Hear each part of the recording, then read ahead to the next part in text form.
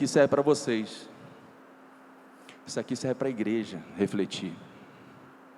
Porque o jejum, a oração, não é algo opcional, ou não deveria ser algo opcional. Não é algo de segunda categoria, não é algo que a gente, um acessório que a gente pode ou não usar e está tudo bem, não tem problema. Nós estamos falando de práticas espirituais que Jesus fazia. Nós estamos falando de práticas espirituais. Jesus vivia uma vida de oração. Jesus vivia constantemente em jejum. Os irmãos lembram que os discípulos tentaram expulsar um demônio e Jesus falou o quê? Há castas de demônios que só saem com o quê? Jejum e oração. Aí o que ele fez depois? Repreendeu o demônio saiu na hora. O que quer dizer? Ele estava em jejum e oração. Havia poder nele, muito poder. Há castas de demônio que só sai com jejum e oração, e ele repreendeu o demônio saiu imediatamente. Pode passar. Irmãos, e o nosso questionamento é, mas sempre foi assim? Sempre o jejum foi alguma coisa que foi de segunda categoria? Irmãos, vamos pensar, vamos olhar para a nossa igreja, para dentro, vamos olhar para dentro. A oração, mal ou bem, está na nossa prática da igreja. Temos culto de oração. Eu aqui, antes de falar com os irmãos, nós oramos. Nos intervalos do culto a gente ora por oferta, oração aqui, oração ali. A oração está presente no nosso dia a dia. Irmãos, quando é que o jejum está presente na nossa vida? No nosso dia a dia aqui da igreja.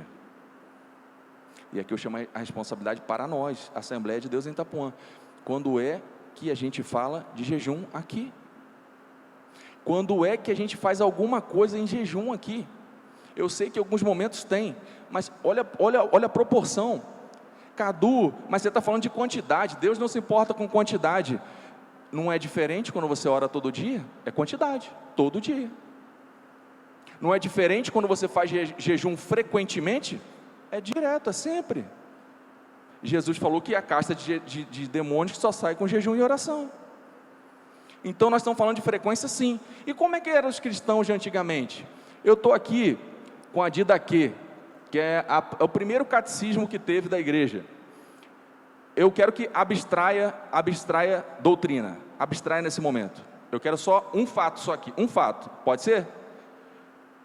Isso aqui é de 60 a 90 depois de Cristo. É o primeiro documento que foi organizado para celebração de culto, organização de culto, pontos comuns. Como é que vai ser a nossa liturgia, ok? Olha só, meus irmãos. Capítulo 7, celebração da liturgia, 60 a 90, documento mais antigo depois de Cristo. Antes de se batizar, o 4 lá em cima, antes de se batizar, tanto aquele que batiza como o batizando, bem como aqueles que puderem, devem observar o jejum.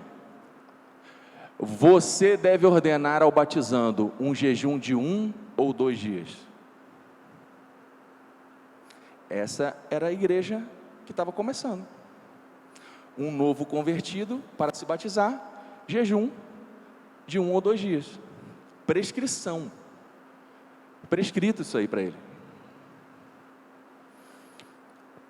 Capítulo 8. Os seus jejuns não devem coincidir com os dos hipócritas. Eles jejuam no 2º e no 5º dia, ou seja, na 2ª e na 5ª. Vocês devem jejuar no 4º, na 4ª e na 6ª. 2 dias na semana, irmãos. Novo e velho convertido. Todo mundo. Na mesma página. Jejum no batismo, jejum no dia a dia da igreja. A gente tem que pensar, o que aconteceu?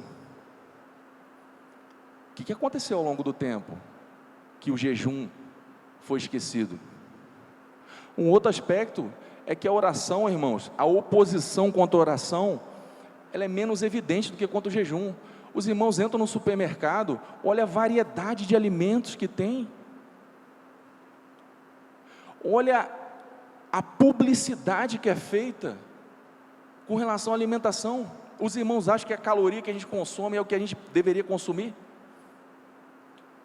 E isso dificulta a nossa vida em jejum. Dificulta fazer jejum. E isso tem tirado o foco da igreja.